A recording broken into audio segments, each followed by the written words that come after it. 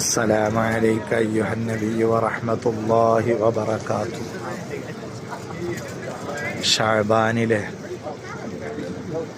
ഒരു രാത്രിയിൽ ആരംഭ റസൂലുള്ളാഹി സ്വല്ലല്ലാഹു അലൈഹി വസല്ലമ തങ്ങളെ കാണുന്നില്ല. ആയിഷ ബീവി റളിയല്ലാഹു അൻഹയാണ് പറയുന്നത്,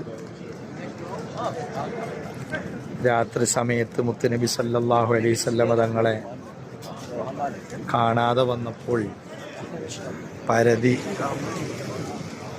എവിടെയായിരിക്കും മുത്തുനബി സല്ലല്ലാഹു അലൈഹി വസല്ലം എന്ന് അന്വേഷണത്തിൽ അറിയാൻ കഴിഞ്ഞത് ജന്നത്തുൽ ബഖയിലാണ്.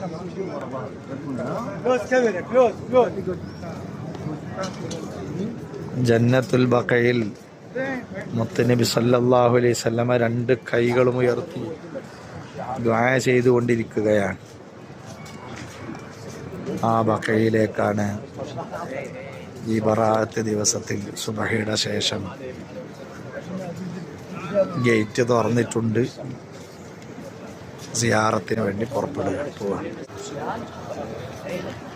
അല്ലാഹ്, മുത്തുനബി സല്ലല്ലാഹു അലൈഹി വസല്ലമ തങ്ങളോട് ചേർന്ന് കിടക്കാൻ ഭാഗ്യം ലഭിച്ച ആയിരക്കണക്കിന് സ്വഹാബികളും പ്രത്യേകിച്ച് മുത്തുനബി സല്ലല്ലാഹു അലൈഹി വസല്ലമയുടെ പ്രിയപ്പെട്ട ഭാര്യമാരടക്കം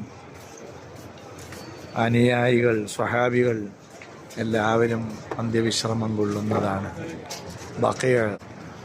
ബഖീഉൽ ഗർഖദ്.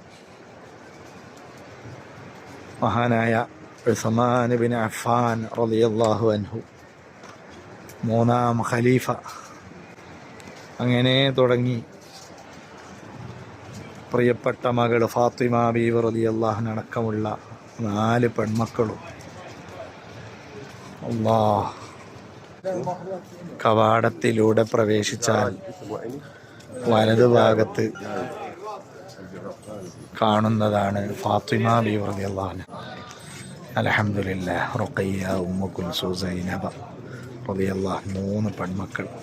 അസ്സലാമു അലൈകുന്ന യാ ബനാതി റസൂലില്ലാഹി സ്വല്ലല്ലാഹു അലൈഹി വസല്ലം. അസ്സലാമു അലൈകുന്ന യാ ഉമ്മഹാത്തിൽ മുഅ്മിനീൻ. മുത്തുനബി സ്വല്ലല്ലാഹു അലൈഹി വസല്ലമയുടെ 9 ഭാര്യമാർ, ആയിഷ റളിയല്ലാഹു അൻഹ അടക്കമുള്ള ഭാര്യമാർ. അൽഹംദുലില്ലാഹ്, ഇമാം മാലിക് റളിയല്ലാഹു അൻഹു, 4 മദ്ഹബിൽപ്പെട്ട ഇമാം മാലിക് റളിയല്ലാഹു അൻഹു, അവിടെ ഷെയ്ഖ് നാഫിഅ റളിയല്ലാഹു അൻഹു, ഹബീബായ മുത്തുനബി സല്ലല്ലാഹു അലൈഹി വസല്ലമയുടെ പ്രിയപ്പെട്ട പൊന്നോമന പുത്രൻ